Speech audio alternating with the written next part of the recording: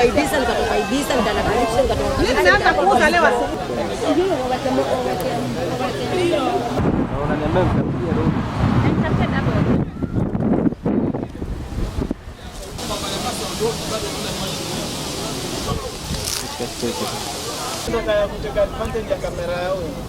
Tumeona soko ni nzuri, tumeona imechengea mpaka ukuta na ni kubwa kwa Kwale County, ndio soko kubwa kwa yote.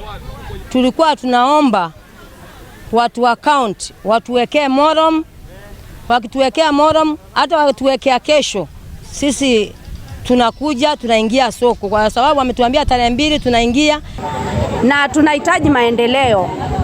Na ninajua wakati huu tuko mahali hapa tutajiendeleza, wakati soko tutakuwa tunaleta mali yetu kama kusomesha na mambo mengine, na wale watatoka kama Tanzania, Nairobi, watakuwa naleta mali yao mahali hapa.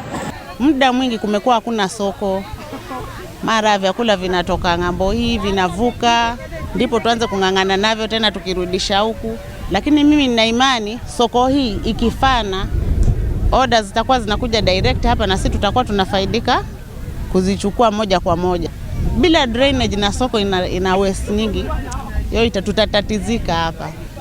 Tumeitwa hii soko mpya, tuangalie tukatiwe nafasi, lakini sasa tuomba serikali tusaidie sababu bado naona haijakamilika vizuri. Kwa hivyo bado tuna changamoto nyingi sana kwa sababu hata tent hatuna, naona ni kwa jua, sasa tutafanya vizuri, tutafanya tu. Hata ingawa wameharakiza kutuleta hapa kabla haijakamilika, sababu hapa hakuna kivuli, ni ukuta tu imetengenezewa. Itabidi watu tu tutafanya biashara hapo ndani kama kutakuwa na umoja wa kuregeza wale watu. Soko zote zile ambao ziko ukunda zikuwa hakuna mgawanyiko, soko hiyo ni soko moja. Tukiletwa hapa tusiletwe hapa kuumiza mifuko yetu.